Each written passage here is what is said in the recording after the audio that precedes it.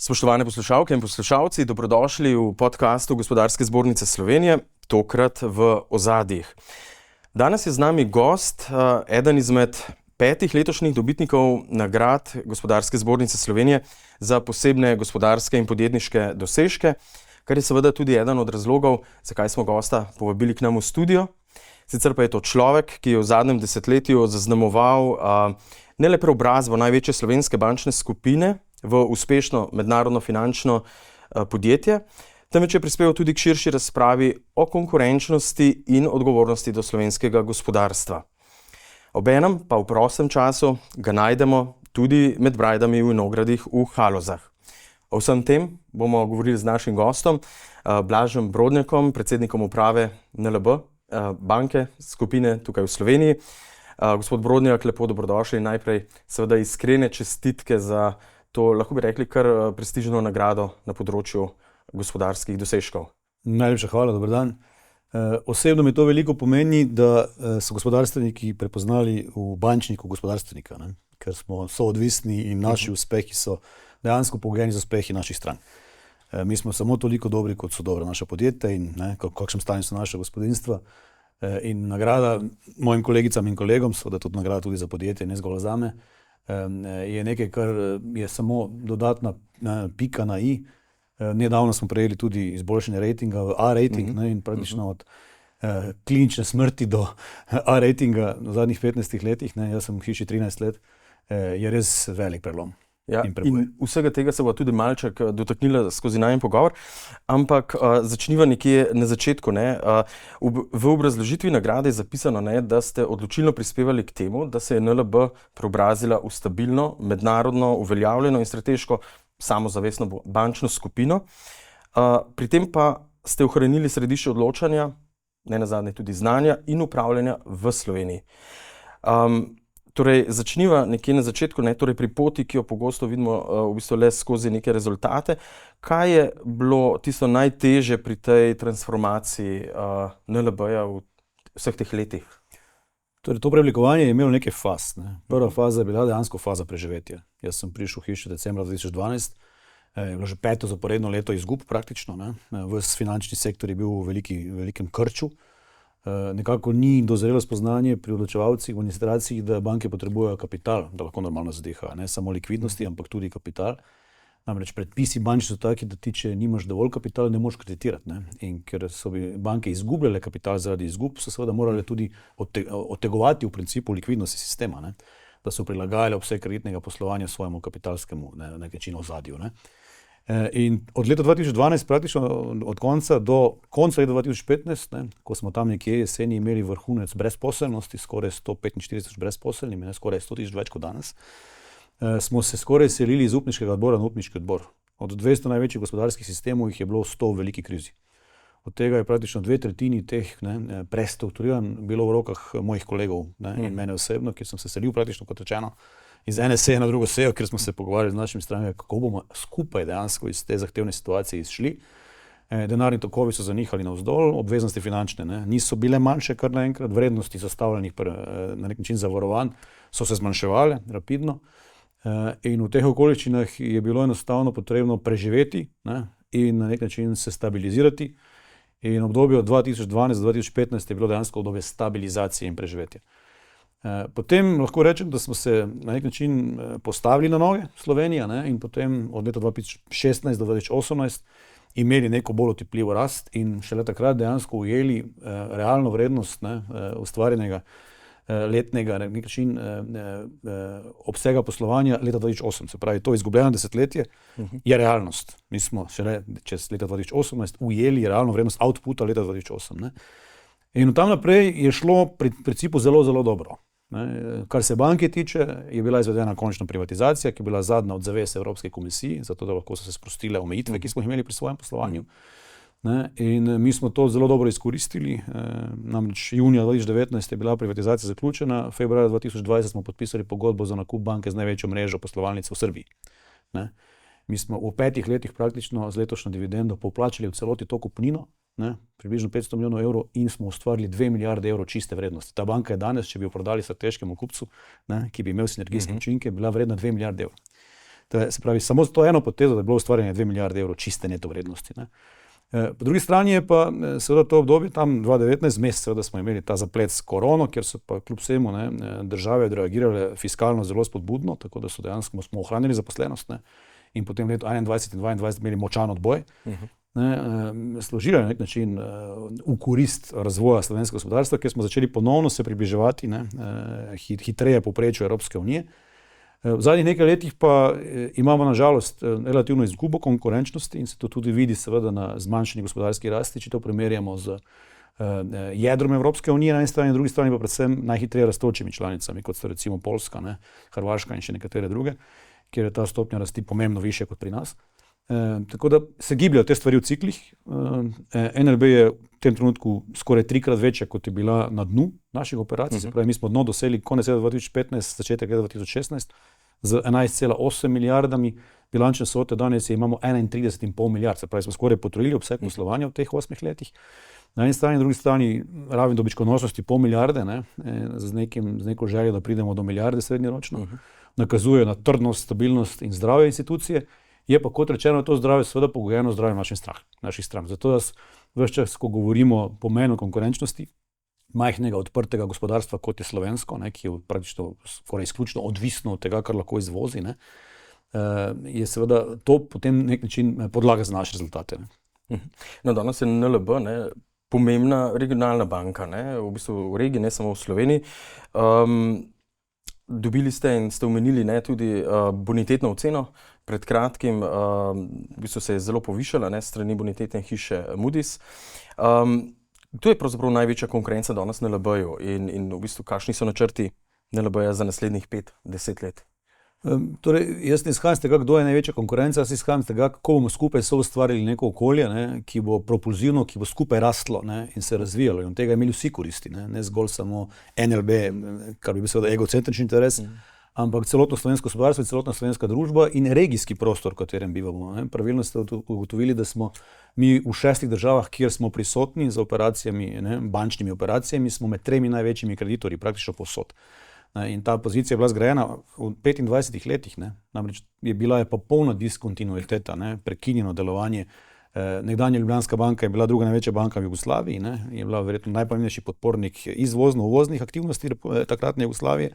Potem je prišlo do popolne prekinitve operacij na področju izven Slovenije. Se pravi, Nova Ljubljanska banka je bila ustanovljena z ustavnim zakonom ne kot pravna naslednica Ljubljanske banke, ampak je prevzela premoženje in obveznosti Ljubljanske banke v Sloveniji. Mi smo se začeli vračati na trge izven Slovenije, nekdanje skupne jugoslovanske trge, šele po letu 2000 praktično. In od takrat naprej izgradili ponovno te položaje. Zadnjih 25 let je bilo temu tako, oziroma v prvih 8 letih do leta 2008, potem je prišlo do prekinitve do leta 2020 praktično, 12-letne prekinitve in od takrat naprej z nakupom Komercialne banke, z nakupom največje leasing hiše v Sloveniji in tako naprej smo se začeli ponovno utrjevati v teh položajih. In od leta 2019, ko smo bili na dnu s tržnimi deleži, do danes smo bistveno povišali tržne deleže tako pri poslovanju z gospodarstvom, kot pri poslovanju s podjetji, z gospodinstvi. Tako da, če pogledamo slovenski trg, je močno koncentriran. Tu imamo 2 banki, ki imata praktično 2/3 delež pri vlogah prebivalstva recimo, in tudi pri kreditih recimo na drugi strani. Če gledate regijske trge, so še nekoliko bolj fragmentirani, še posebej izrazito konkurenčni je srbski trg recimo, pa hrvaški trg, kjer nas ni iz zgodovinskih razlogov, smo zgolj z leasingom prisotni. Drugi so nekoliko manj konkurenčni, ampak gre nam dobro in seveda smo v stanju v tem trenutku spremljati slovenska podjetja na ta trg in podjetje iz teh trgov na slovenski trg. Če pogledamo malce v prihodnost, torej kje vidiva NLB čez 5-10 let? Bančni svet se močno spreminja, tudi koncentracija bo še prisotna, jaz verjamem, da NLB bo del konsolidacije v vlogi konsolidatorja, se pravi tistega, ki bo kaj kupoval. Jaz vidim, da bo za manjše banke seveda pritisk naraščal, zato ker enostavno je potrebno ogromno vlagati v uporabniško izkušnjo, izboljševati seveda ponudbo preko mobilnih kanalov predvsem. In če zdaj seštejemo obseg teh investicij, ki je povezan z uporabniško izkušnjo na eni strani, z regulatornimi, zakonodajnimi zahtevami na drugi strani, konkurenčnostjo, ki jo seveda čezmejni ponudniki na nek način pripeljejo v prostor. Tretja največja banka v Sloveniji dejansko je Revolut, po številu strank. Ni Intesa, ampak Revolut. Tako, ja. Tako da, ampak seveda ponuja zaenkrat vsaj omejen nabor storitev. Mi ponujamo tudi stanovanjska posojila, seveda vse druge oblike, ne, lokalnih zavarovanj in tako naprej, ker je pač tudi težje si predstavljati, da bi človek to sklepal čezmejno, po drugi strani ali bi res večji del svojega premoženja naložili na račun nekam v Litvi, pa če pride do kakih geostrateških premikov, vse vidimo, kaj se dogaja. Vidimo, kaj se dogaja. Garancijske sheme sicer teoretično obstajajo, ampak zdaj se bomo naslonili na, če nimaš vse v teh razmerah na litvansko garancijsko shemo, ki meji na Rusijo, to so že velika vprašanja. Tako da nek naravno zaščito imamo kljub vsemu, ampak seveda pa se ne smemo slepiti, da lahko ohranjamo to konkurenčnost, če ne bomo se ukvarjali z uporabniško izkušnjo. Tako da ogromno denarja bo potrebno vložiti v to, da bomo preko mobilnih aplikacij, preko agentske podpore, virtualnih asistentov in tako naprej naše strankam ponujali primerljivo kakovostne storitve, primerljivo učinkovite storitve, ampak to zahteva velika vlaganja. In vsi si morebiti jih ne bodo mogli privoščiti, na drugi strani pa, kot je rečeno, so ti regulatorni okviri v zadnjih letih res bistveno zaostreni, tako da je tudi to težko spremljati malim igralcem.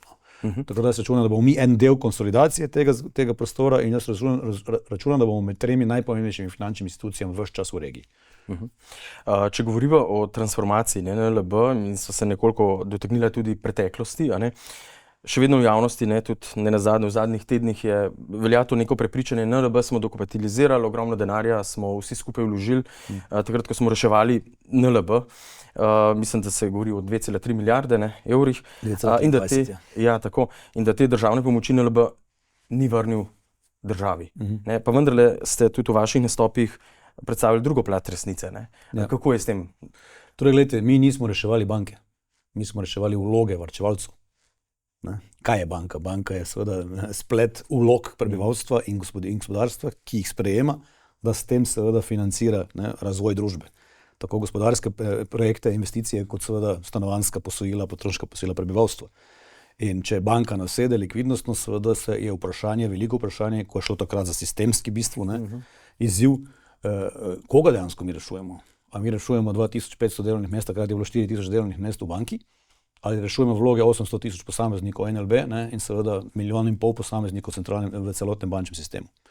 Tako da mi smo z javnimi sredstvi takrat reševali dejansko vloge prebivalstva in podjetij, sploh podjetniške, ki niso zajamčene, in vloge nad 100 000 evrov prebivalstva tudi niso zajamčene. Banka je seveda z vso dolžno skromnostjo ta sredstva takrat sprejela, da je seveda preživela, tega je bilo za 2,23 milijarde evrov, in potem seveda, da je lahko država podelila to državno pomoč, je morala pridobiti soglasje Evropske komisije. Evropska komisija je zato zahtevala resne zaveze. Se pravi, banka se je morala odpovedati mnogim dejavnostim. Resne poslovne omejitve. Recimo, imeli smo prepoved absolutno nakupov kakršnekoli družb iz področja finančne industrije in nasploh. Morali smo se umakniti iz določenih trgov, morali smo se povsem prekiniti dejavnost leasinga, kar je osnovna dejavnost finančnih institucij, povsem prekiniti dejavnost factoringa, recimo odkupovanja terjatev, kar je osnovna dejavnost finančnih institucij, močno omejiti svojo aktivnost v sektorju gradbeništva, logistike in finančnih holdingov. Se pravi, šlo je za resne omejitve. Zadnja zaveza Evropske komisije je bila pa privatizacija. In mi smo leta 2016 prišli v položaj in neko kondicijo, da smo lahko seveda pričeli izplačevati dividende. In mi smo do danes izplačali za dobrih 623 milijonov dividend Republiki Sloveniji. Poleg tega pa je iz privatizacije dobila približno 780 milijonov. Se pravi 1,402 milijarde približno, se pravi milijardo 402 milijona, je bilo neposredno prejetih vplačil v proračun Republike Slovenije. V proračun neposredno Republike Slovenije iz teh dveh postavk, privatizacija in dividende. Po drugi strani seveda banka, ker je živa, vsako leto vplačuje dodatne davščine. In je vseh oblik davkov in prispevkov, recimo v tem obdobju od začetka prejemanja državne pomoči do danes, vplačala za 3,2 milijarde skoraj. Kar je pa še pomembno, če odmislimo davščine in vse ostale in prispevke, dohodnino in tako naprej, če izhajamo zgolj iz postavk dividende, privatizacija in vrednost preostalega deleža Republike Slovenije, je pa pri današnji ceni delnice, ki se giblje nekje okrog 210 evrov, banka vredna 4,4 milijarde skoraj, kar pomeni 4,2 milijarde, kar pomeni, da je delež Republike Slovenije vreden več kot milijardo evrov. Ta lastniški, ne? Ja, lastniški, preostali delež Republike Slovenije, ki ga še vedno ima. Če bi se danes na trgu po tej ceni zgodila prodaja banke, bi država dobila v roke več kot 3 milijarde evrov. Banki je pa dala 2,23 milijarde evrov, se pravi 1,4 milijarde od dividend in privatizacije plus milijarda od kupnine. Res pa je, da če bi se prodajalo ta delež strateškemu lastniku, ki bi imel možnost potem pridobiti seveda večinski delež banki ali pa celo statutarni delež banki, bi ta bil pripravljen plačati seveda tudi bistveno premijo, ne, na današnjo tržno ceno. Mi kotiramo v tem trenutku na približno 8-kratnem dobičku, ne. Erste skupina recimo v Avstriji kotira na 14-kratnem dobičku, ne, in to je bolj realna ocena, ne, tega, koliko bi en strateg bil pripravljen plačati za tako pomembno sistemsko institucijo, ki deluje na večjih trgih, ne, za tako pomembnimi vlogami, največji 3 kreditorji. Tako da sem prepričan, da bi ta delež Republika Slovenija lahko iztržila tudi blizu 1,8 milijarde v tem trenutku. Ne, in če to seštejemo, potem smo pa že blizu 4 milijard, ne, iz 2,23 milijarde. Jaz pa verjamem, da ta hiša lahko v 10 letih, ne, postane velika, ne, tudi bliže, ne, 100 milijardam evrov bilančne vsote, danes smo na 31,5 in da je lahko vredna tudi krepko več kot 10 milijard, ne, v idealnem scenariju celo približno 15 milijard evrov, ne, kar pomeni, da bi takrat pa delež samo preostali Republike Slovenije bil skoraj 2-krat toliko vreden, koliko je bila državna pomoč. Ne. Tako da je bilo absolutno splačalo se je državi, ne samo da je bilo racionalno, splačalo se je državi uložiti v banko takrat. Ne. Seveda je bilo potrebno pripoznati, da je kapital iz preteklosti izpuhtel, ampak ta novi denar, novo plačan denar bo povrnjen z zanimivim donosom. Ne. Reševali pa, kot rečeno, nismo banke, reševali smo njene stranke. Denar, premoženje varčevalcev. Danes na trgu, ne, slovenskem, dve večji skupini, ne, rekli ste OTP, recimo NLB, ne. Seveda je še nekaj manjših bank. Je bančni sektor zdaj konsolidiran pri nas? Kakšne spremembe recimo na tem področju še lahko pričakujemo v nadaljnjih letih? Je še kaj prostora za konsolidacijo? Ja, jaz primerjam to malo z podobnimi majhnimi trgi po Evropi, ne, kaki ciprski, baltski, recimo, ne, Luksemburg in podobno, ne. Grški, ne, je tudi ima relativno omejeno število bank, češki recimo ima 3 primerljivo močne stebre, ne. Tako da jaz vidim, da je prostor zagotovo še za kak tretji steber. Ne. Govorilo se je že, da bi bili interesenti seveda za nakup Addiko banke, pa Deželne banke Slovenije se javno špekuliralo, da ima kupce in tako naprej. Ne. Kaj se bo zgodilo s hranilnicami v nekem naboru, ne, hranilnica Lon in podobne so bile na nek način na trgu. Tako da neka dinamika bo tu zagotovo še prisotna. Nas je vendar le za 2 milijona. Ne. Kupna moč Slovenije je manjša od kupne moči Dunaja ali Münchna, ne, posamičnih mest. Bruto družbeni proizvod Dunaja je bil pred nekaj leti 2-kratnik slovenskega. Tako da moramo biti realni v tem, ne, koliko je dejansko prostora v tako majhnem prostoru, ne, v tako majhnem okolju za resne igralce, ki lahko dosežejo kritično maso, ne, zahtevane donosnosti za preživeti tudi negativne cikle, ne, ekonomske. Tako da jaz mislim, da 6-7 institucij je za tako majhno državo dovolj, ne, v končni fazi, da lahko normalno živijo, dolgoročno in preživijo vse strese. Zdaj, koliko jih bo na koncu čas pokazal, ampak recimo, da trije močni stebri, ne, pa nekaj srednje velikih, pa kakšna hranilnica specializirana za specifične potrebe, je dovolj za Slovenijo. Ne. In čas bo pokazal, kdaj in ali bomo prišli do te točke. No. No, ena od tem, ki se vedno dotikajo tudi bank, recimo iz zapiranja poslovalnice, podobno kot o poštah, bencinskih servisih, ne, na to smo Slovenci zelo občutljivi, bo NLB ohranila trenutno recimo obseg poslovalnic, oziroma kje je neka ta meja, preko katere ne boste šli, ne, torej s poslovalnicami. Vemo, digitalizacija je močno na pohodu, ne, umetna inteligenca in tako naprej, to močno spreminja navade Slovencev. Kako je s tem? Mislim, jaz trdim, da so mi glavnino posegov naredili, še vedno tu in tam, katero zapremo in katero odpremo. Nedavno smo odprli Novo v Mariboru, pa zaprli 2, ne, ampak bomo odprli Novo v Radovljici pa na Brezovici, ki so močno spalna naselja. Ne. Tako da na nekaj je to dinamičen proces, ves čas spremljamo. Ne. Format poslovalnice se bo rahlo spremenjal. Zdaj, na nek način je bilo za pričakovati, da se bo vse gotovinskega poslovanja zmanjševal, ne, ampak Slovenci smo izrazito občutljivi, ne, ko gre za to vprašanje, in smo zapisali to pravico v ustavo. In na eni strani so nas regulatorji prisiljevali v racionalizacijo poslovanja in z digitalnim evrom ne želimo stimulirati. Ne, korak naprej. Ja, da se dejansko pripelje denar v fiskalni sistem, da je pregleden, ne, ta poraba, ne, denarja na prodajnih mestih, ampak Slovenci smo drugi za Malto po uporabi gotovine na prodajnih mestih v Evropski uniji, 64%. Morda zanimivo vprašanje, kaj to pomeni, govorijo o Slovenkah pa Slovencih? Jaz mislim, da na eni strani je seveda konzervativnost, na drugi strani pa zadnjih letih dejansko, ne, zaradi davčnih bremen, ko gre za delo in nekatere druge vidike poslovanja, se predvsem tem manjšem podjetniškem sektorju, ne, dejansko zaznava premik dela poslovanja v gotovinsko poslovanje. Ne. Z 2 razlogov. Eno je seveda način, da se mora biti preseli to izven davčnega zajema, ne, in s tem na nek način krpa, ne, nekatera bremena, ki so nastala. Na drugi strani je malo to, se mi zdi, nacionalni šport balkanski, ne. Ampak tudi Avstrijci so relativno visoko po uporabi gotovine, še vedno tam čez 60%, ne, Nemci niso dosti za. Tako da to zgleda, ta centralni evropski prostor je izrazito konzervativen, ne.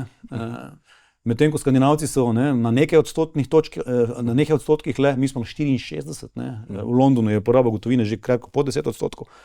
Tako da mi smo pričakovali vsi, da bo se pospešil ta trend, ne, digitalizacija, zdaj izgleda, da bo treba počakati na digitalni evro, ne, ampak se skljub vsemu, zdaj ko smo ponudili mobilne denarnice, ne, vse možne zdaj, ne, od Google, Apple do Garminov in karkoli uporabljate, lahko plačujete, ne, se počasi to povečuje. Ja, ampak zanimivo, da obseg gotovine ne pada, ne, ker mi upravljamo 70% slovenske gotovine kot banka, ne, in vidimo, da fizični obseg uporabe gotovine ne pada, ne, to, koliko mi gotovine po državi premikamo.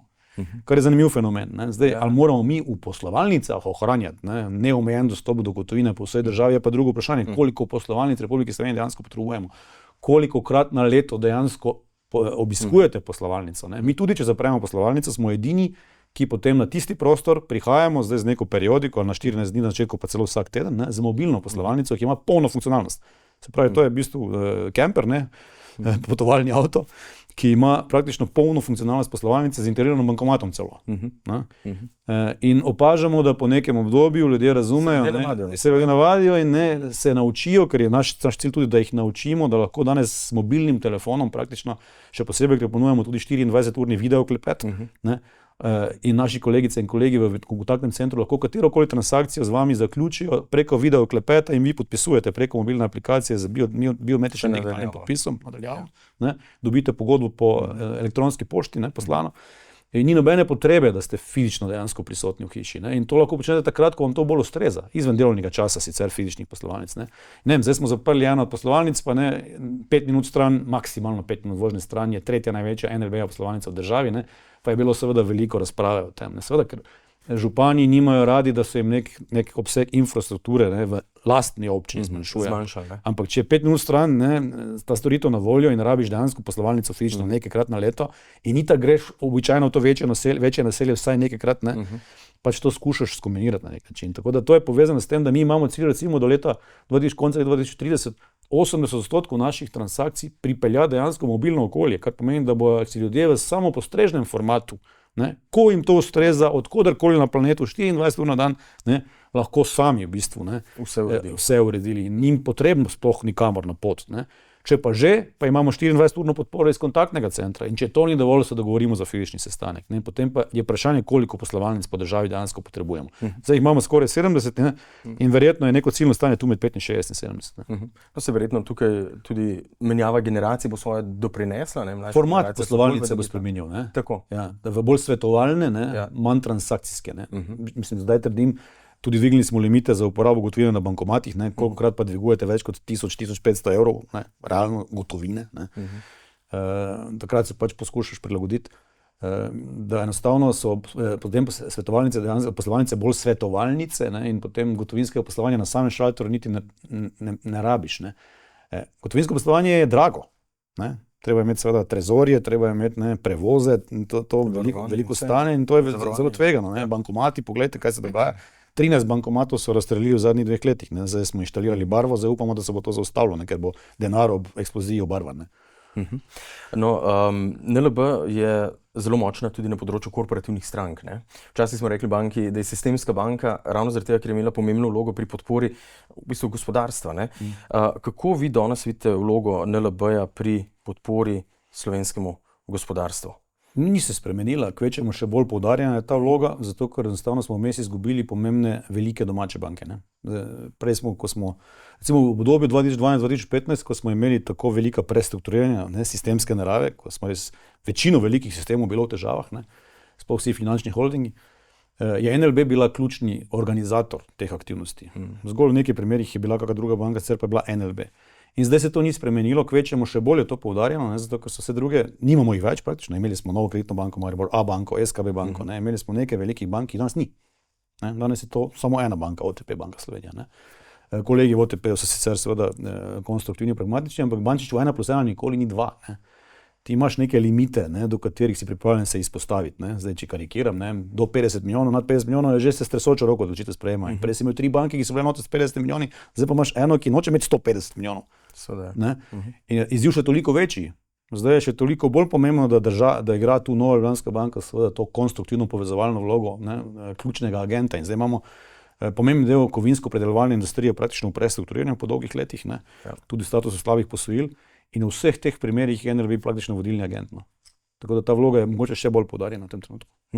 Izkorišča recimo slovenska podjetja dovolj bančne, finančne storitve, ali na tem področju recimo zaostajamo za tujino, ne, za drugimi državami? Vidim predvsem oklevanje v tem trenutku v Sloveniji, ne, pri novih vlaganjih. Ja. Ne, če to vam profesor Mrak lahko pokaže analizo, da smo skoraj 3% točke, ne, pa kolega Ivan bo to znal tudi seveda dobro ponazoriti, skoraj 3% točke smo pod povprečjem Evropske unije pri zasebnih investicijah. Ne. Se pravi, v Sloveniji se vlaga relativno veliko zdaj v javnem sektorju, ne. Če ravno ne dobivamo veliko nove infrastrukture, ne, nobenega velikega energetskega objekta, ne, tretja razvojna os je šle v povojih, ne. Zdaj upamo, da gre drugo leto v pogon drugi tir, ampak drugi tir, ne, bo prišel šele čez ne vem koliko let, ne, zdaj Karavanke bomo odprli sicer novo cev, ampak bomo drugo prenovili ne vem koliko let, ne, se pravi, neke res nove produktivne infrastrukture v pomembnem obsegu nismo dobili, ne. In to je pač zdaj veliko vprašanje, kako lahko pospešimo ta del vlaganj. Ampak kako prepričati zasebnike, da vlagajo? To je zame velik izziv, ker se vidimo, da so multinacionalke dejansko potegnile ročno zavoro, zaradi relativno slabše predvidljivosti poslovnega okolja, ne, zaradi relativno močno birokratskega okolja, zaradi relativno nestabilnega davčnega okolja. Nekaj večjih investicij je, ki so v glavnem spodbujene z državnimi podpornimi mehanizmi, ne, oziroma evropskimi podpornimi mehanizmi, govorimo o subvencijah in takih drugih podporah. Ne. Sicer pa tam, kjer tega ni, se pa v zasebnem sektorju in predvsem področju multinacionalk relativno malo investira in se prej razmišlja o preselitvi proizvodnje, pa predvsem, kar je zame izrazito vprašljivo na dolge roke, seveda, ko se selijo glave.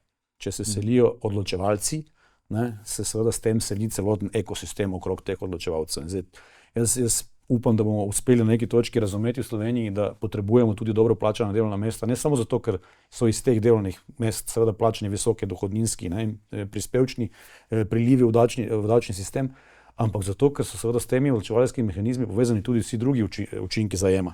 Ne. Sicer se preko transfernih cen običajno, ne, vsi učinki prenašajo tam tja, kjer so glave.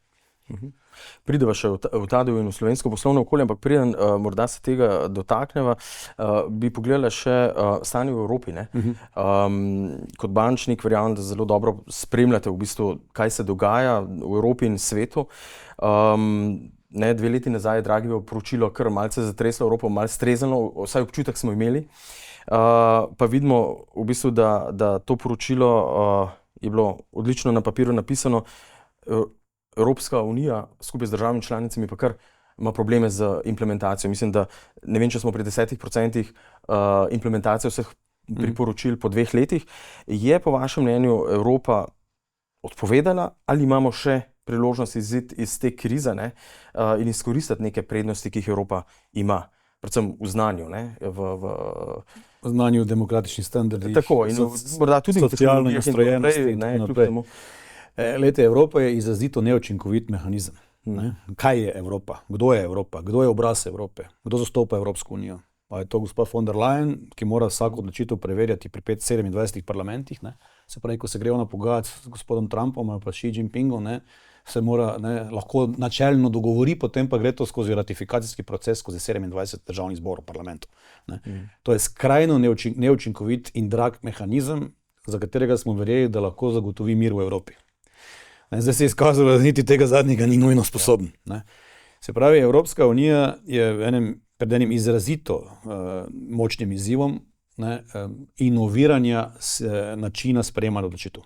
Se pravi, Evropska unija v takem kontekstu in taki obliki lahko preživi izključno, če spremeni način sprejemanja odločitev. Če moramo vsako odločitev sprejemati s soglasjem, ne, potem so vedno žrtve nekoga, ki ima nek partikularni interes v danih okoliščinah. 27 interesov spraviti na najmanjši skupni imenovalec v kratkem časovnem obdobju je praktično nemogoče. Zato je seveda se več čas govori o tem, da bi se spremenil način odločanja na neke vrste kvalificirano večino. Ne. Če se to ne bo zgodilo v nekaj letih, obstaja zelo velika nevarnost, da bo dejansko prišlo do razbitja Evropske unije na neke dvorazredno institucijo. Prvega razreda, kjer boste imeli nekaj velikih, ne, Je to Evropa dveh hitrosti? Evropa dveh hitrosti, dveh statusov, kakorkoli. Bomo imeli potem, Poljska bo zagotovo del, zato ker te prve hitrosti, ker je tako pomembna. Govori se seveda o jedrskem oboroževanju celo in tako naprej. Poljska je ščit, neke vrste, na eni strani, na drugi strani 40-milijonska nacija in v tem trenutku, po mojem razumevanju situacije, pomembnejša že od Italije. Se pravi, zdaj govorimo o Franciji, Nemčiji in Poljski. Je pa to severno. Kaj bo z jugom, kaj bo z vzhodom, kaj bo s to regijo pod, je pa veliko vprašanje. Še posebej je tu za nas akutnega pomena in izjemno pomembno vprašanje z varnostnega vidika, kaj bo z Zahodnim Balkanom. Če se pride do kakšne nestabilnosti na Zahodnem Balkanu, imamo izkušnjo, 250 tisoč beguncev v Sloveniji, ko bodo Nemci, Avstrijci, Italijani in Madžari zaprli mejo, kje bodo končali?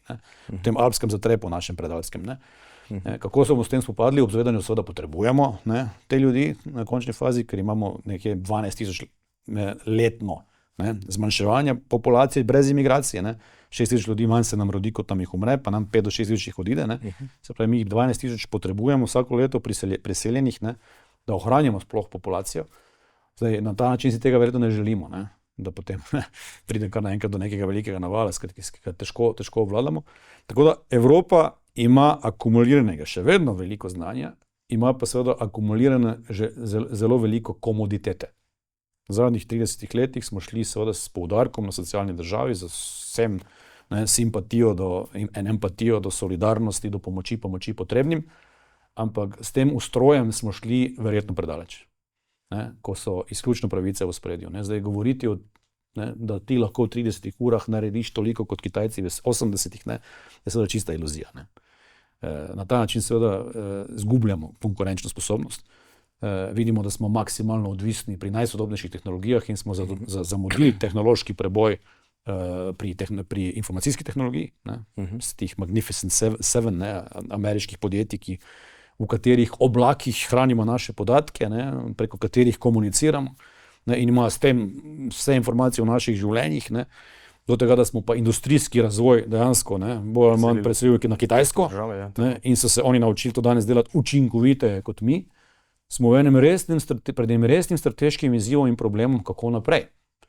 In zdaj imamo tu seveda verjetno brezizhodno situacijo v smislu varnostnega konteksta, se pravi, potrebno se bo varnostno osamosvojiti, kar pomeni, da NATO je bil nekaj, kar smo, sistem, katerega smo verjeli, pa očitno si tu težko zaupamo, po takih nepredvidljivih, nepričakovanih ad hoc ukrepih. Na drugi strani pa, če se želimo pa dejansko osamosvojiti tudi tehnološko in razvojno, pa moramo veliko vložiti na področje informacijske tehnologije, se pravi, ne samo umetne inteligence, ampak primarno tudi oblačnih tehnologij in tako naprej, da bomo svoje podatke hranili v svojih oblakih in te podatke preoblikovali informacije z svojimi podatkovnimi učečimi modeli in tako naprej, z področja umetne inteligence.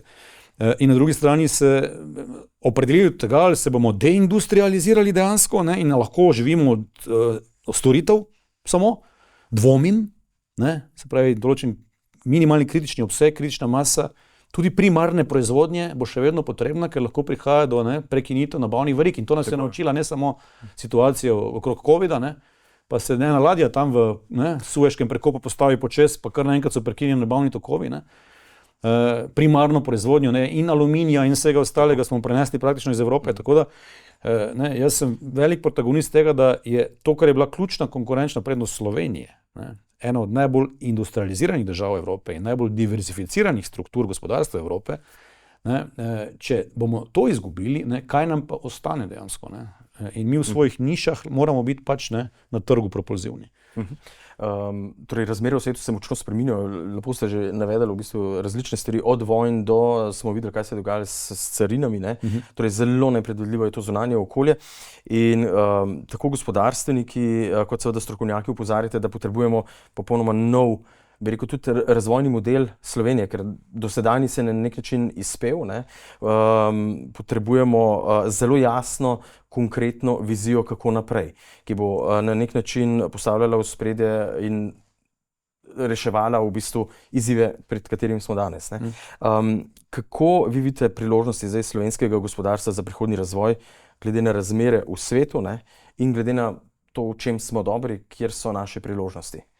Ena stvar je seveda geografski položaj. Jaz trdim, da je slovenski primerljiv s singapurskim. Ne? Mi smo pač najbližja pot v središče Evrope iz Azije. Preko Suškega prekopa še vedno. Ne? Dokler je pač odprt. Ne? Če morajo okrog Afrike, potem je že lahko grejo tudi Rotterdam. Ne? Po drugi strani se bo severna plovna pot, kot kaže, vsaj nekaj mesecev na leto odpirala. Ne?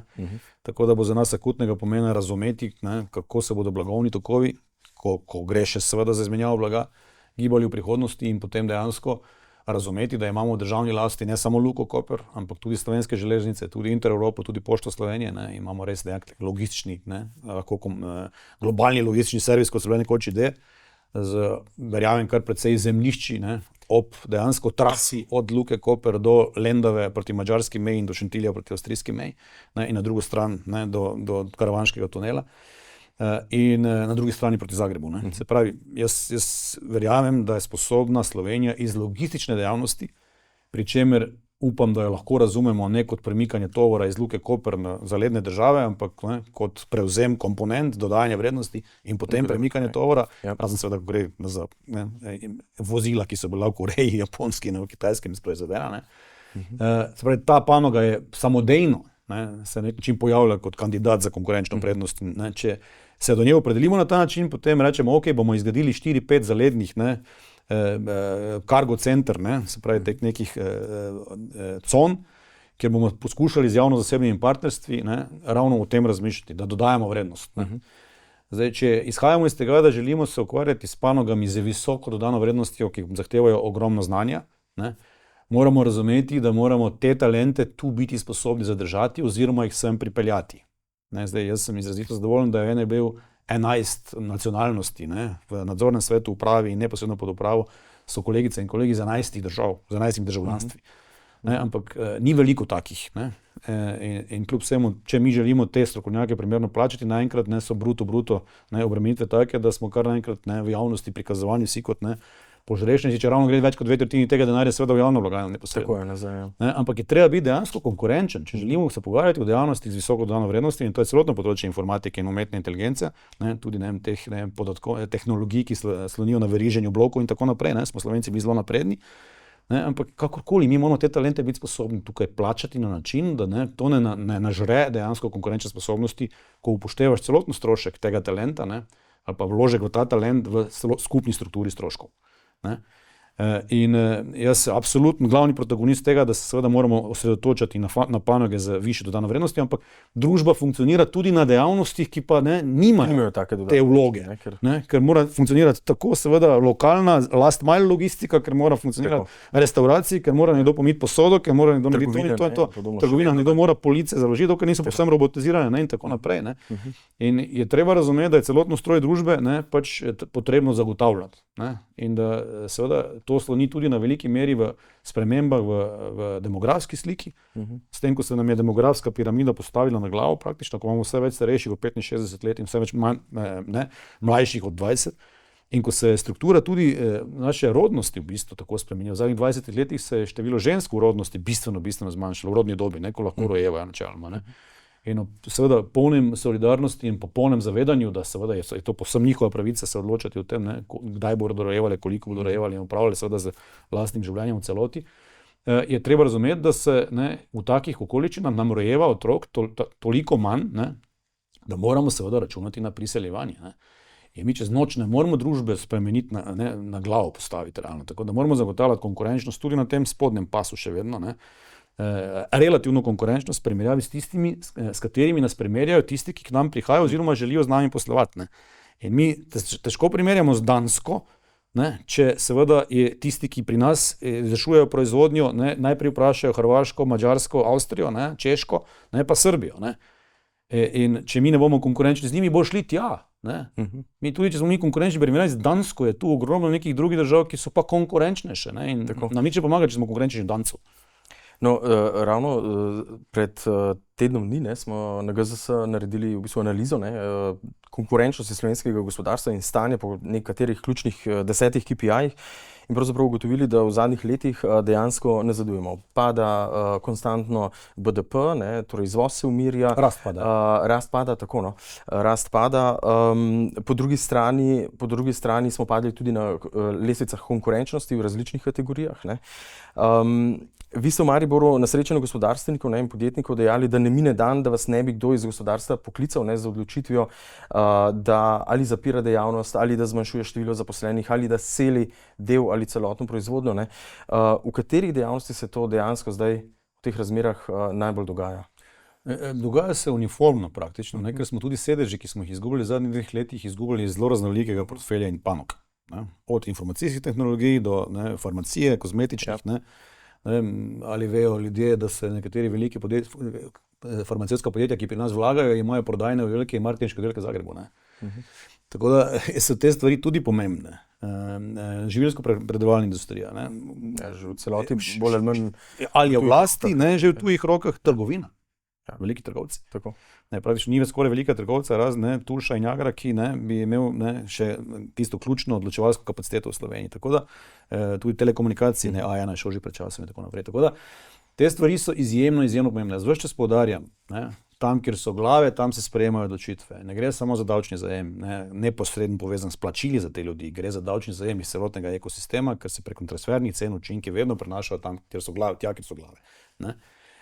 In če potem ti postaješ v bistvu vse bolj izvajalsko gospodarstvo, ne? Zato ker se, kot rečeno, preko transfernih učinkov prenaša vse ven, ne? In ti zgolj izvajaš, ne? Bodi si poslovalnice, bodi si, ne vem, proizvodne obrate in tako naprej. Glede, realno gledano so se zgodila dva pojava, ki sta Hrvaško seveda postavila povsem na drug nivo. Ne? Zdaj mi seveda lahko razpravljamo, kakšna je raven pokojnin v Sloveniji, kakšna je raven nekaterega statusa manj plačnih v Sloveniji primerjavi s Hrvaško, koliko imamo mi porodniški, koliko imamo tega. Ne? Ampak če mi izgubljamo odločevalce, Slovenija s tem izgublja.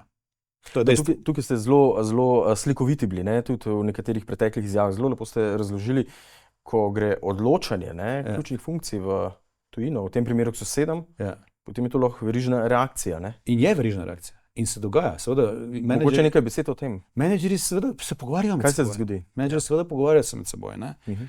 Ključni izziv je, da, zato več čas ponavljam, seli se ekosistem. Ko se preselijo odločevalci, seveda z njimi takoj gre do komunikacije in marketing, ne? In ko se prebali celotna nabavna funkcija, potem de facto, ne, se zgodi, da seveda je celotna nabavna veriga, ne, kar naenkrat pod vprašajem. To, kar je danes bil slovenski dobavitelj, bo jutri že zaradi frekvence komunikacije. Ne, ko bo na vrata v Zagrebu trkal hrvaški dobavitelj, veliko vprašanje, ali bo na dolgi rok obveljal slovenski dobavitelj. Tudi če se preselijo s tem slovenski menedžerji na Hrvaško, ne, in ne uspejo ali pa niso pripravljeni preseliti svojega davčnega rezidentstva na Hrvaško, ne, poslej ko prej tam hrvaški, ne, kolega ali pa kolegica, ki jih boste nadomestila. Ta dva pojava na Hrvaškem, prvi, preselitev šengenskega mejnega nadzora, ne, režima mejnega nadzora na bosansko mejo, in prevzem evra, ne, kot pač valute, zakonite valute na Hrvaškem, sta omogočila, da vi danes lahko iz Zagreba neomejeno upravljate s poslovanjem v Sloveniji. Neomejeno. Ne. Odločate v Zagrebu, ampak aktivnosti izvajate v Sloveniji. Ne. Imate centralni distribucijski center v Samoboru za obe državi. Poglejte, kako rastejo, ne, takoj za slovensko mejo proti Zagrebu, ne, skladiščne kapacitete. Vi lahko iz tega centra oskrbujete od tam do Kopra je bliže kot do Osijeka ali Splita. Ne, se pravi, če lahko tam oskrbuješ, ne, Hrvaško, lahko brez težav oskrbuješ Slovenijo. Do Lendave je itak bliže Zagreba kot Ljubljan. Ljubljani se morda ne razume, da je s Ptuja mojega rodnega do Zagreba samo 80 km, da je do Gradca v Avstriji 80 km, do Ljubljane pa 130. In vsi govorimo nemško in hrvaško. Ne, tega se mogoče tu ne zavedajo dovolj, da posel vedno najde pot, ki je učinkovitejša. In če so menedžeri tudi mednarodnih koncernov, ki delujejo v regijah, ne, ki niso centralno slovenske, več kot pol Slovenije je manj kot pol ure vožnje od Avstrije ali Hrvaške. Ne. In v tem smislu pač se to dogaja. Ne. Imate dnevno migracijo, ne, zaposlenih in imate pač migracijo posla. In župani, samo to zaključim, župani recimo teh malo srednje velikih občin na Hrvaškem so izrazito podjetni.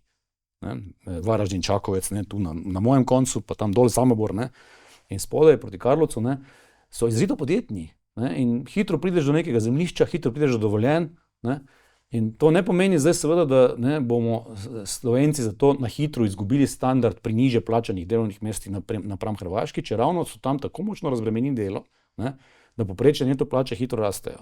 Ne, in zdaj, danes bodo dojeli vprašanje, ampak mene predvsem skrbi in zdaj tu seveda se mi hitro vrže obraz, da se potegujem za svojo plačo. Mislim, ali bom jaz jutri v banki, ali to je popolnoma vseeno, da bo kdo drug, če ne bom jaz. Ne. Gre za to, da če izgubimo odločevalce, ne, izgubimo dejansko ves ekosistem. In s kom se bomo pogovarjali? Ne? Ena taka izkušnja, recimo, ne, kreditiramo nek večji posel, ne, in zdaj to podjetje ima sedež na Hrvaškem. Ne? To se je zgodilo v letu in pol in zdaj pač Zagrebačka banka trka na vrata in pravi, da bi referencirala ta posel v celoti. Ne? In je samo od njihove vztrajnosti odvisno in lojalnosti, ki ima nek omejitveni dejavnik, ne, teh, s katerimi smo z njim pogovarjali, ne, dokler bodo z nami še delali. Ker mi na Hrvaškem ne smemo neposredno. Zaradi neurejenih vprašanj iz preteklosti. Ne? Se pravi, tu je malo egocentrizma v NLB-jem pogledu, zato ker če mi izgubimo te ljudi, ki gredo potem v Zagreb, mi ne bomo smeli delati z njimi. Pred časom ste rekli, ne, da pravzaprav Zagreb oziroma Ljubljana ne more konkurirati Zagrebu. Ne? Tako kot ste zdaj rekli. Hrvaška, mi smo bili za Hrvaško, ne, in sploh za države bivše Jugoslavije, ne, vedno vzor. Torej, in mnogo pred njimi, tudi razvojno. Zdaj nas pravzaprav te države, predvsem pa Hrvaška, ne, počasi ta razvojni zaostanek zmanjšuje. Ne. Kaj smo pravzaprav naredili narobe? Ne? Kako je prišlo do tega pravzaprav? Jaz mislim, da mi potrebujemo zelo malo. Mi potrebujemo neko splošno spoznanje v družbi in tu, zato jaz ves čas govorimo o neki veliki koaliciji, ne? Kdorkoli že bi to ne bil. Ne? Ampak govorimo o veliki koaliciji, ki gre čez ideološki sredino. Ne? Da se poenotimo okrog dveh stvari. Je uspeh dobra stvar ali ne? Tu naslavljam zavist. Ne? In če je nekdo uspel, ali mu privoščimo ustrezno nagrado ali ne. Jaz tu naslavljam zavist. Ne? Ker vsak malo boljši športnik je hitro, čez 2 milijona letno, ne? Poprečen nogometaš praktično, ne? Najboljši plačan slovenski menedžer na tej ravni in tega njemu ne privoščimo, ne? Enemu fantu, ki pa v drugi angleški ligi toliko zasluži, pa privoščimo. Ne? Se pravi, a smo sposobni razumeti, ne? Da presežemo zavist in da rečemo, ok, želimo si Sloveniji tudi med poslovneži, v končni fazi tudi med politiki in jih bolje plačamo, v končni fazi tudi med zdravniki v javnem zdravstvu, pa jih bolje plačamo. Ne? Uspeh, ki smo ga pripravljeni in trdo delo, ne? In to trdo delo, ki gre nad 30 ur na teden, kot bi si mi želeli delati, ne? Ustrezno nagraditi, ne? Ker nekateri bi pa delali 60 do 70, pa jim tega ne dovolimo, ne? Ker tega ne nagradimo. Ne?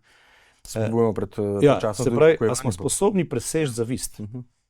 A dajmo doreči, ljudje, pri nas je uspeh želen. Ne? In dajmo ustrezno potem pripoznati ta uspeh, ustrezno nagraditi, razbremeniti delo, sorazmerno obremeniti premoženje, se absolutno strinjam, tudi večkrat javno povedal, dajmo razumno, sorazmerno obdavčiti premoženje.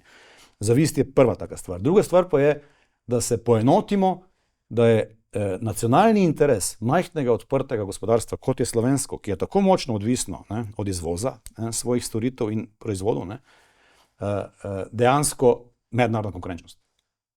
Ker če se bomo uspeli o tem dogovoriti, da je mednarodna konkurenčnost ključna prioriteta, potem se bomo tudi vprašali, katere ukrepe potrebujemo, da bomo slovensko mednarodno konkurenčnost izboljševali. In to seveda se ni omejeno na davčni sistem, se seveda gre tudi, se dotika tudi birokratskega okolja, se dotika tudi jasne vizije, katere panoge in tako naprej, s katerimi ukrepi podpornimi v posameznih panogah, z urbanističnim načrtovanjem, kako podpreti posamične panoge in tako naprej. Jaz mislim, da moramo samo ti dve stvari na nek način preseči kot neko dilemo. To, da je, kot rečeno, zavist presežno čustvo v tem narodu. Slovenija je med najbolj z vidika enakosti, oziroma družbene neenakosti, druga na svetu v pozitivno smer. Pri nas je družbena neenakost med najnižjimi, druga najnižja na svetu, pač te kazalniki, ki to merijo, zdaj so najbolj verodostojni ali ne, drugo vprašanje. Mogoče malo manj neenakosti po osebnih prejemkih, pa ne malo več obdavčenosti premoženja, pa na tem strani malo več enakosti, lahko pripelje do tega, da še vedno je to za nas sprejemljivo, upam. Zato potrebujemo oba pola, da se o tem dogovorita. Naj se Levica v končni fazi z NSI-jem dogovori, da smo pripravljeni kljub vsemu nagraditi tudi več dela. Naj dela 30 ur tisti, ki misli, da lahko 30 ur preživi, pa se bo moral vprašati dolgoročno res. Tisti, ki pa je 80 ur pripravljen delati in zato ima uspehe, pa naj bo ustrezno nagrajen. Druga stvar pa, da dejansko rečemo skupaj, se dogovorimo, gledajte, mi lahko ustvarimo več, da lahko potem delimo več, kar si želimo seveda pomagati ljudem, ki so pomoči potrebni, pri čemer je ta sistem tudi treba verjetno in smiselno prečistiti malo, kakšne oblike pomoči vse se dobivajo, kakšne subvencije, zakaj, in na drugi strani kakšni socialni transferji, zakaj. Absolutno moramo pomagati vsem, ki so pomoči potrebni, mnogi pa izigravajo sistem, in je se pač tudi treba v tem delu sistem prečistiti, kaj je upravičeno in kaj ni upravičeno. In ta antagonizem, nasprotovanje med javnim in zasebnim, ki je v veliki meri državno proti privatno, je tu treba preseči na neki točki, zakaj bi nekdo, ki je v zasebni družbi, bil bolje ali slabše nagrajen, zakaj ne rečemo, mi si želimo v javnem zdravstvu in v javnih podjetjih, v pomembni državni lasti najboljše menedžere, ravno tako, in zakaj potem ne ukinemo Lahovnikovega zakona, recimo, dajmo reči, da tudi v državnih podjetjih hočemo najboljše ljudi in potem moramo primerljivo plačati z družbami v zasebnem sektorju. In to je vse povezano z neke vrste zavistjo. Dajmo s to zavistjo upraviti in trdo delo in uspešno delo dobro nagraditi. In dajmo na drugi strani reči, mednarodna konkurenčnost je absolutno potreben in zadosten pogoj, zato da bomo lahko uspevali kot družba dolgoročno in razdeljevali več in imeli višje blagostanje. In dajmo se potem vprašati, kaj potrebujemo, da bomo to mednarodno konkurenčnost povečevali, ne zmanjševali trendov. Kakšne ukrepe, ne? Ja. Če imate zelo dobro vpogled seveda tudi v stanje poslovnega okolja v podjetja, ker pač ne nazadnje z njimi močno delate. In ko so zdaj govorila o teh ukrepih, kaj bi morali narediti, kateri bili po vaše 3 ukrepi oziroma spremembe v slovenskem poslovnem okolju, torej katere bi potrebovali, da bi sistemsko v najkrajšem času povečali konkurenčnost slovenskega gospodarstva? Ja. Če bi imeli to možnost, recimo vlada se sestavi, katere bi bili tisti 3 ukrepi, ki bi jih predlagali, s katerimi bi najhitreje pomagali slovenskemu gospodarstvu? To je težko reči, ampak iz teh nekih povratnih informacij, ki jih dobivamo od velikih družb, velikih sistemov. Kakorkoli, Slovenija nima dovolj tradicije in zgodovine svobodne zasebne podjetniške pobude, proste gospodarske pobude, da bi lahko ustvarila dovolj močno srednje veliki sektor, tako imajo Nemci, tako imenovani Mittelstand, srednje velika podjetja, ki so na nek način hrbtenica. Pri nas velik del bruto družbenega proizvoda še vedno ustvarjajo velika podjetja. Zato je izguba vsakega sedeža velikega podjetja tako bistveno bolj boleča. In zato se treba vprašati, kaj potrebujejo seveda velika podjetja in kaj potrebujemo za preboj k višji dodani vrednosti. Zato kljub vsemu je pomemben del ukrepov povezan z davčnim sistemom. Če ravno to bogokletno se sliši, pa ko Brodnjak to izusti, je takoj seveda drugače videno, kot če bi to morda kdo drug rekel. Ampak jaz mislim, da je razvojna kapica absolutno nujnost. Da je to kritično. Zato, ker so tudi menedžeri, pa če niso v državnih podjetjih, pa če to ni nek bančnik, homo economicus, ljudje racionalno odločajo. In če je seveda tako velika razlika med neto prejemki v bistven brutu strošku tega dela, med Avstrijo, Madžarsko, Hrvaško in Slovenijo, se slejko prej zgodi nek premik. Tak ali drugačne narave. Se pravi, pri nas je dejansko to plačati to delo nekonkurenčno, povsem nekonkurenčno. 68% davčno breme, ljudje se vedno ustavijo na brutu, je treba gledati bruto, je treba pogledati skupni strošek tega talenta za podjetje. In če ti od 100 enot, ki jih podjetje odvoji za tega talenta, dobiš na račun 31,8 enot, medtem ko na Hrvaškem 50, v Avstriji tudi več, bistveno več kot pri nas, v Srbiji pa 70, je to pač objektivno dejstvo. Pa se tukaj ne govorimo samo o menedžerjih, o upravah in podobno, ampak tudi visoko usposobljenih. Škarje se začnejo močno odpirati, ko se zgodi najvišji dohodninski razred, 50%, in ko seveda, ker ni omejitve prispevkov. Zdaj je vprašanje, kje je kapico razumno postaviti, je to 2,5-kratnik, 3-kratnik. Tu je seveda lahko se stvar dogovarja, ampak jaz mislim, da je to absolutno nujen ukrep. Druga dimenzija konkurenčnosti je pa na nek način, kjer tudi Evropa seveda izgublja v globalnem kontekstu, je pa ves ta narativ, vsa ta zgodba okrog delali bomo manj. Pa čakajte ljudje, mi imamo demografski izziv zgodovinskih dimenzij, mi nimamo ljudi. In uvažamo seveda talente iz Azije v tem trenutku, ker smo balkanski bazen izpraznili, in mi bi delali manj. Mi to nekdo pojasni matematično. Če imamo seveda vse bolj ostarelo prebivalstvo, ki ga treba oskrbovati, nimamo oskrbovalcev, v šolskih kuhinjah, zdravniških, bolnišničnih kuhinjah nimamo ljudi, in mi bi delali manj. Mislim, meni se to enostavno ne izide matematično. Ne? Se pravi, vse te neke iluzije, da bomo delali 70 ur, ne, pa že zdaj delamo manj kot druge, ker imamo malice pol ure plačane in tako naprej. Ne? Se pravi, ne delamo tiste pol ure, pa še plačano imamo, ker nekje druge nimajo, ne? Kar vse ok, je tu treba tudi prišteti, ne? K minimalni plači je potrebno prišteti tudi prevoz, tudi malico, ne? Tudi regres ta in on in vse ostalo, ne? In potem na mesečno ravno vse to sprovesti in videti potem, kje so ti prejemki primerjavi z okolico, ne? Pri naši produktivnosti. Ne? Jaz mislim, da je ključna stvar, da se zavemo, da bomo pač morali delati več, ne manj. Ne? In to spodbuditi. Ne? In to spodbuditi. In zdaj spet ukrep, delali bomo 30 ur. To je zame popolnoma napačen ukrep, oziroma razmišljanje v napačni smeri. Ne? Kako bi spodbudili, motivirali, da bi delali več in ustvarili več in bi bolje plačani. To je zame tudi narativ. Za to, ne? Ja, ne pa reči, destimulirati delo, delajte manj, ne? Pa imeti več prejemkov. To ne gre. Ne? Po drugi strani pa je bil tak ukrep, recimo, ki je zame spet popolnoma ignoriranje pa, ne, realnosti, da bomo spodbujali 58-letnike, da delajo manj. Namesto dovolili 67-letniku, če želijo seveda, neomejeno delati ob polni upokojitvi. Se pravi, ta ukrep dovoljevanja dela upokojencev in ne stimuliranja mladim ljudem, 58-letniki so mladi ljudje, jaz sem star 52 let, pa se počutim najbolj življenja, jaz ne vem, kako bi se pri 58 pasiviziral. Jaz sem rekel, da se ne bom nikoli upokojil, ker dokler z glavo lahko normalno funkcionira, bom delal, vsaj nekaj svetovalno, nekaj bom hotel delati, nekaj bom hotel biti aktivno, ustvarjati nekaj, ne pa živeti od proračuna. Ne? In morda sem pač jaz specifičen, ampak spodbujati moramo ljudi za delo, jih motivirati za delo in seveda to ustrezno nagraditi, delo ustrezno nagraditi. Ne? In seveda potem to sfinancirati, bodi si za neko razumno stopnjo obdavčitve premoženja. Če nimamo jasne ideje, kako to hitro narediti, imamo seveda vedno možnost povišati začasno DDV, ne? Hrvaškega ima na Hrvaškem 25%, skandinavskega države ga imajo vse bistveno višjega. Če se že primerjamo o tem, se pravi, en model financiranja začasnega je lahko začasno dvignjen DDV, ne? Zdaj govorijo začasno, že z 19 do 22 dvignjen, no pa dobro, Hrvaška ima 25, ne? Skandinavska država je pa 24-25, ne? Naš je še vedno relativno razumen, ne?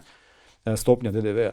In potem, dokaj ne pridemo do neke uniformne obdavčitve premoženja, ker jaz bi šel z nizko stopnjo, tako kot je Simič predlagal, gospod Simič predlagal, za neko nizko stopnjo na vse premoženje. In potem ni diskusije, zakaj ne nepremičnine, zakaj ja nepremičnine. Vse se premoženje se obdavči. Ni cela 1%, ni cela 2%, vse premoženje. Kripto, nepremičnine, denar. Je problem sicer z zajemom, ne, ampak vseeno. Dokler se nas postavijo vse evidence, pa zajameš te evidence, ki jih imaš. Ne, in to, kar imaš ovrednoteno. Ne. Ampak če se za to odločiš, potem se tudi odločiš, da boš v najkrajšem možnem času vzpostavil vse evidence in zajel premoženje. Ne. Če ne, pa če se pa lomiš in si v dvomih, pa začasno dvigneš DDV. Ne. Tako so Hrvati naredili. In zdaj začenjajo obremenjevati premoženje. Ne. No, sva pri zanimivi debati, prej ste sami omenili, v Slovencih je tradicionalno preveč delitev. Tiste, ki izhajajo še iz zgodovinskih časov, levi, desni, rdeči, črni in tako naprej. Zeleni, vijolični. Tako, različne barve so tukaj. Zdaj smo vnesli v bistvu še to javno-zasebno. In še gospodarstveniki na to zelo opozarjajo in tudi ne nazadnje tudi združenja. Ta delitev umetna med gospodarstvom in podjetji in zaposlenimi. Delodajalci, delojemalci. V bistvu, kdaj bomo v bistvu Slovenke in Slovenci v bistvu prišli ponovno čez te delitve, prišli skupaj in se odločali, ker to, kar se danes pogovarjamo, se pogovarjamo o neki drugačni viziji Slovenije, treba bo sprejeti nek družbeni dogovor o tem, kam si želimo iti, tako z vidika, bi rekel, razvojne države in hkrati tudi socialne, ki poskrbi za najšibkejše. Kako, s kakšnim procesom prideti do tega? Bomo to sposobni, bodo za to potrebne morda kasnejše generacije? Kako to preseči? To je daleč najzahtevnejše vprašanje, ker če se mi ves čas nahajamo v položaju nasprotovanja, anti tebi, tipa anti onmu, vnaprej izključujemo možnost velike koalicije, ki je edini verjetno relevanten poskus dogovora. Ker če imaš ti eno ideologijo in drugo ideologijo, dva vrednostna sistema, potem priti na nekaj, kar je skupni imenovalec brez dogovora, ni mogoče. In potem skačeš z enega ekstrema v drugi ekstrem. In prosto rečeš, vi ste neoliberalci, vi ste, komunjarje, in se en drugega pač na ta način naslavljamo in žalimo, ne pridemo nikamor. Se pravi, zato jaz ves čas govorim že od nekdaj, da je edina rešitev v neke vrste Drnovškovi veliki koaliciji z vsemi trenji, ki so s tem povezani, ampak je to vse poskus priti na skupni imenovalec in se poenotiti, ne, ali je trdo delo zaželeno ali ne, ali je, če je izvedeno, primerno to ustrezno nagraditi in ne biti zavisten za to, ker je nekdo pripravljen delati več od nekoga, ki je pripravljen delati 30 ur, ne, in zahteva imeti isto plačilo kot on, ki dela 80. Ne. Se pravi, kako se dogovoriti, da je trdo delo nekaj zaželenega, kljub temu, da dovoljuješ, da nekdo dela manj. In to ustrezno nagraditi brez zavisti. To je najtežje preseči, po moje. To čustvo zavisti je globoko zakoreninjeno, ker izhaja iz nekega konteksta egalitarnosti, ki pa nikoli dejansko ni bil egalitarn. Se razlika med nekaterimi izmi je v preglednosti premožnosti. Pa kdo ima posebne privilegije.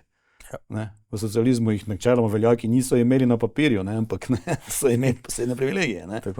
V kapitalizmu je pa jasno, da teoretično imaš možnosti s trdim delom napredovati in danes dejansko z informacijsko tehnologijo, z napredkom informacijske tehnologije, s dostopnostjo vsega znanja tega planeta, 3 dotike stran na mobilnem telefonu, to odpira neskončne možnosti tudi ljudem iz socialno šibkejših okolij, da dejansko se izobražujejo, da dejansko imajo neko jasno vizijo o lastnem razvoju, ki jo tako danes uresničijo sami bistveno ceneje kot nekoč, ko si moral upati, da ti starši lahko pomagajo se šolati nekje, na nekem fakulteti nekje daleč stran. Danes ti institucionalnega izobraževanja praktično ne potrebuješ za uspeh. Je v bistvu od tebe odvisno, ali želiš delati več, in če želiš delati več in ustvarjati in to seveda na nek način uspeš doseči, potem to mora biti ustrezno nagrajeno. Če ne boš tak, kot si ambiciozen, šel to poskušati ustvarjati nekam drugam. In med temi izmi je spet ta razlika. Konkurenčna okolja pritegujejo talente in seveda tistemu okolju ti talenti ustvarjajo vrednost in nove rešitve, storitve, proizvode, rešitve.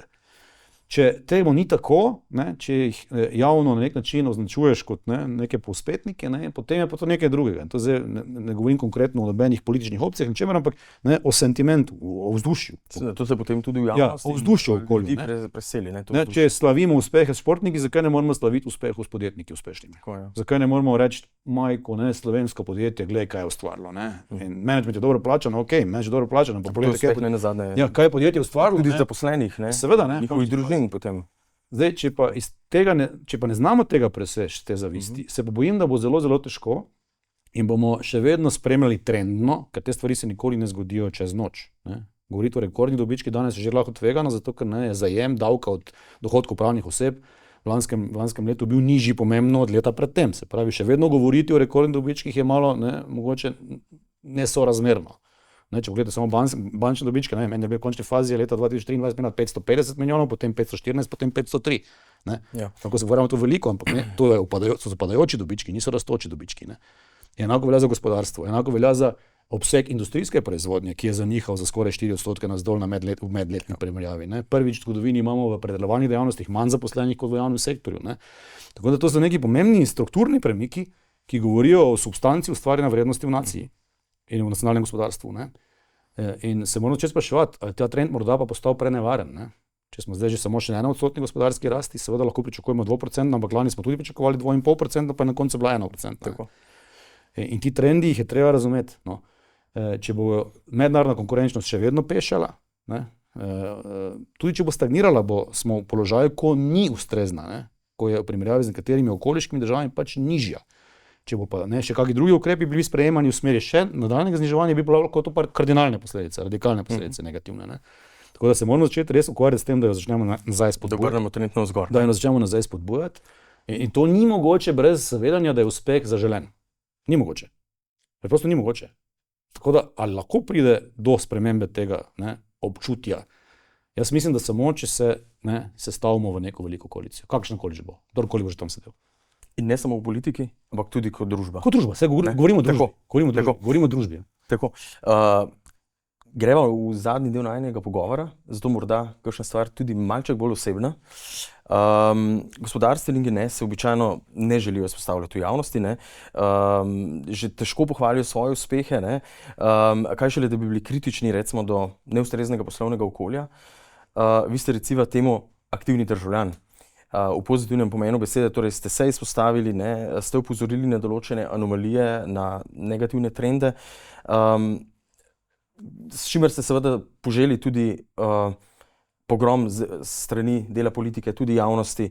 Kaj je tisto, kar vas pravzaprav žene, da to ohranite to hrbtenico, ne? In da kljub vsemu temu poveste svoje mnenje v javnosti? Dobro, ne vem, se mi zdi, da sem res domoljub, zdaj pa spet lahko to naleti na tak ali drugačen odziv. Ni mi vseeno, jaz sem že delal v tujini enkrat, na nek način na pol prisilno bil znan. Pa če bi moral še enkrat spet iti, bi mi bilo žal, da nisem vse poskusil, ne, v tisti svoji vlogi takrat se oglasiti, ko sem ocenil, da trendno pač, ne, zadeve gredo v napačni smeri. Nimam več kaj povedati, jaz sem pač na to temo svoje povedal, se več ne opredeljujem, ne, do politike v nobenem kontekstu, pogovarjam se izključno samo o konkurenčnosti gospodarskega okolja. Čutil sem se enostavno dolžen to takrat povedati, ne, nimam pa temu kaj dodati. No, in se mi zdi, da je bilo na način, kot je bilo povedano, dovolj nedvoumno, enoznačno jasno, da mislim to resno, da je iskreno, da ni nobene skrite agende za tem, druge kot da dejansko, ne, želim na ta način opozoriti na to dvoje, ne, zavist kot zaviralni element, ne, in na pešenje mednarodne konkurenčnosti kot druge vrste zaviralni element, ko gre za izboljševanje blagostanja, ne izgubljanje, ne, zmožnosti zagotavljanja blagostanja. To je vse in nič drugega. Prejeli ste nagrado, ne, kot sem omenil, Gospodarske zbornice za izjemne gospodarske dosežke. Kaj za vas danes pomeni pravzaprav uspeh? Ga danes razumete drugače, kot ste ga morda na začetku vaše karierne poti, 20 let nazaj, ne vem? Pa ne vem, jaz mislim, da bil sem športnik, ne, pa iz športa jemljem vedno analogije, ko se v poslu pojavljam. In športnik se vedno postavi nov cilj, ne, se pravi, ko pride do enega mejnika, greš do naslednjega mejnika, ne, osvojiš državno prvenstvo, pa potem te zanima, ne, balkansko prvenstvo, pa potem te zanima evropsko prvenstvo, pa na koncu svetovno prvenstvo, ne. Tako vedno najdeš nek nov motiv. Tako da zdaj, ne vem, za to nagrado mi je potrditev, pomembna potrditev, na drugi strani pa ta rating, kot sem prej govorila, je hišo postavil posebno novo luč, ne, spet neka nova potrditev. Zdaj, kak večji prevzem, ne, še kakšne druge banke, nekje vstop na hrvaški trg bi bil za mene recimo izjemno pomembna zgodovinska potrditev, ne. Tako da vedno iščeš nek nov naslednji korak, ki te napaja s pozitivno energijo in najdeš motivacijo, da greš v tisti smeri. Se pravi, skušam to narediti kot neke vrste olimpijsko ambicijo. Na olimpijske igre ne greš, ne, samo tekmovati, skušaš. Če hočeš tam zmagati, ne, moraš imeti jasen cilj. Če hočeš osvojiti medaljo, moraš imeti jasen cilj. Želim osvojiti medaljo. Ker samo potem boš delal dovolj trdo, ne, dovolj pogumno, ne, v določenih trenutkih se v zelo nezahtevnih, negotovih okoliščinah pač ne znal odporno, ne, odzvati. Tako da, in to je to v bistvu, ne, jemljem to kot pomembno potrditev. No. Tako kot kariero vseh uspešnih ljudi in tudi športnikov, ne, ima vzpone in padce. Verjetno je tudi vaše sestavljeno, ne, tako iz uspehov, kot seveda tudi kakšnega poraza. Je kakšen neuspeh, ki se ga spomnite, iz katerega ste se nekaj naučili za prihodnost? Mislim, iz osebnega športnega kariere sem v polfinalu državnega prvenstva. Sem poslovnega pa. Ja, ne, zgubil pa potem zmagal bronasta medaljo, pa se naučil, da moraš trenirati bistveno več za zlato medaljo, ne. Ne, poslovno pa to, da nisem dobil dovoljenja Agencije za zavarovalni nadzor za opravljanje funkcij člana uprave Zavarovalnice Triglav, ne. Recimo, ne. Meni ni bilo jasno zakaj, ampak je bilo to zelo jasno sporočilo in sem šel v tujino takrat, recimo za 2 leti, ne. In mi je pa to bilo, kolikor sem to doživel takrat kot padec, in pomemben nek izkaz nezaupanja, pa ključna odskočna deska za naprej, ker sem šel pa v projekt, ne, v katerem sem se ponaučil vse, kar je potrebno v prestrukturanju, zahtevnem prestrukturiranju velike finančne mednarodne skupine. In je to bila zame neska odskočna deska, da sem si drznil, recimo, ne, se sploh podati v NLB zgodbo. Ne, in na ta način se vse v življenju zgodi z razlogom, se zdi.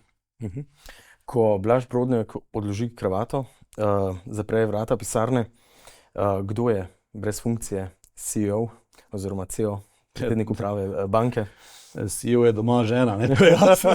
In ti to tudi zelo jasno pove, tu pa nisi šef, ne. Ampak na drugi strani pa vlagam praktično večino svojega prostega časa, ki ga ne posvetim neposredno družinskim članom, ne, sem že dedek 2 prekrasnih vnuk in imam 3 otroke tudi, ki so, hvala Bogu, energični in zdravi. In me napaja z neverjetnim zadovoljstvom. Imam pa tudi družinski projekt, ki je v bistvu podjetniški startup, ne, skupaj z bratom, soprogo, pa starši so še vedno močno vpeti v to, pa hči, ne, tako da je v bistvu 3-generacijski projekt, kjer kmetijsko posestvo razvijamo, kmetijsko turistično zgodbo, ne, tako da mi je zelo dobro poznano birokratsko okolje, kako se stvari do kmetijstva vedemo, kako se tega mikro okolja vedemo. In me to napada z neko posebno energijo, zato ker gre za seveda tak projekt, ki je malo idealističen. Ne. Iz Haloza so se dobavljala vina na Cesarski dvor, mes je pa obseg površin vinogradov upadel na 25% nekdanjega. In se mi zdi, da s tem na nek način moja družina, s tem, ko vlaga vse, kar so 3 generacije ustvarile, v ta projekt vrača nekaj temu okolju, odkoder izhajamo. Ne. In me to napada z neko posebno energijo, iskreno. Pa ko dam Korentovo upravo na se, pa sploh se mi zdi, je ta stik s tradicijo in okoljem toliko močno izražen. Katera vaša osebna lastnost vam je v karieri najbolj pomagala? In katera mogoče spravlja, da je tudi v težave? Vztrajnost. Vztrajnost, absolutno. Mislim, ko si nekaj zabijem v glavo, pač tako dolgo v te smeri nekaj prcam, da se nekaj proti cilju. Ja, da se nekaj zgodi, ali je to olimpijska ambicija ali ni. Na drugi strani pa tisto, kar mi povzroča največ težav, ker ljudje to mnogi razumejo, sploh v centralno slovenskem okolju, ki je bolj diplomatsko nastrojena. Mi Štajerci smo bolj kot Dolenčki in Primorci, bolj balkanski, je pa strast. Bolj neposredni, direktni, strastni. Moj nastop je bolj energičen, zato ker jaz, ko v nekaj iskreno verjamem, v to vložim pač energijo. In to je iskrena strast, ki pa na nekoga, ki je bolj rezervirane narave, lahko deluje preagresivno. In to so velikokrat očitki. Na ta način ne boš prišel daleč, na ta način pač ne moramo se pogovarjati, ampak na koncu, ko vidim, kaj se je zgodilo recimo na poslovni poti, potem skozi neko verigo dogodkov, pa je bila ta strast velikokrat odločilna, da se je to zgodilo.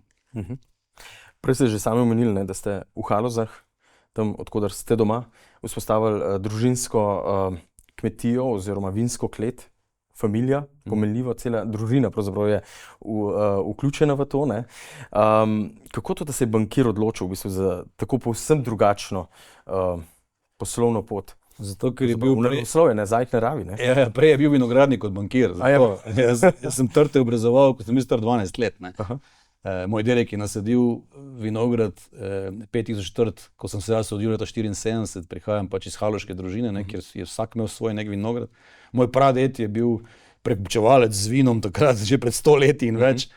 Moj ded je bil pa eden od ključnih avtorjev etikete Ptujskega Pelinkovca in bil prodajni direktor družbe Haloški biser, ki je na Ptuju upravljala s vsemi ptujskimi gostilnami v socializmu.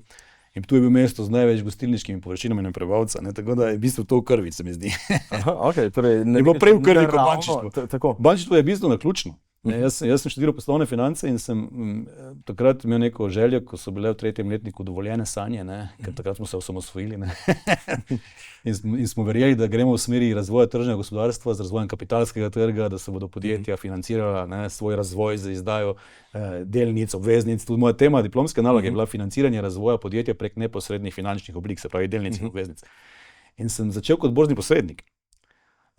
In potem, seveda, če si želel biti borzni posrednik v Sloveniji, si moral biti na nek način v Ljubljani. Jaz sem vsak dan se vozil z Ptuja v Ljubljano. In to je bilo relativno naporno, 5:45 zjutraj v avtu, da sem bil do 8 pisarni, ker takrat je bila samo še Slovenika, pol avtocesta do Arje vasi, potem po čez Trojane in vasi. In nazaj večer ob 10 in je žena zanosla in so takrat je rekla, dragi moj, to tako ne bo šlo, če te ne bo doma. In sem takrat iskal zaposlitev dejansko nekje bliže domu in se je pojavila možnost v Mariboru in je to bila banka. Tako da sem jaz v bistvu po naključju postal bančnik. Zdaj pa seveda imam za sabo pa, teh 21 ali več nadzorniških in vodilnih položajev v finančnih institucijah mednarodnih v 8 državah. Je torej vinogradništvo, vinarstvo in posel familije, torej na nek način vaš dom, karierni, kamor se boste vrnili, ko boste zaključili kariero? Zagotovo, mislim, jaz se bom absolutno preselil nazaj. Jaz sem lokalpatriot v srcu, jaz se tam najboljše počutim v tistem okolju in ko bom zaključil z izvršno kariero, kar se bo zgodilo tam nekje verjetno v roku 10 let, si zlahka predstavljam, da bi bil na razpolago še komu, če bi ocenil, da sem lahko v neki svetovalni vlogi, nadzorniški vlogi. Bom pa glavnino dneva preživel v vinogradu, večerov pa ob gostih. Ne moram mimo vprašanja, vaše najljubše vino? Pa dobro, naša domača grašica. Aha, ok, super. Vaš urnik je zelo zahteven, si predstavljam zelo intenziven. Kje danes Blaž Brodnjak najde energijo, tisti notranji mir, kam se zateče, ko potrebuje malček reseta? Ravno to, da odklopim to rutino tega finančnega, gospodarskega dela, razmišljam o tem, kako sorto bomo nasadili, pa von del vinograda. So pri zadnjem vprašanju, ponavadi goste v naših podcastih prosim za kakšen poslovni nasvet drugim gospodarstvenikom z vidika svoje pozitivne izkušnje. Glede na najin pogovor danes bi vas pa prosil za pravzaprav sklepno misel za naše poslušalke, poslušalce, kako skupaj veslati torej v smeri boljše razvojno naravnane Slovenije. In ne bo to na nek način zaključna misel najinega pogovora danes. Sedimo za mizo in presežimo v bistvu te dve ključni stvari, zavist in zavedanje, da je mednarodna konkurenčnost ključna stvar.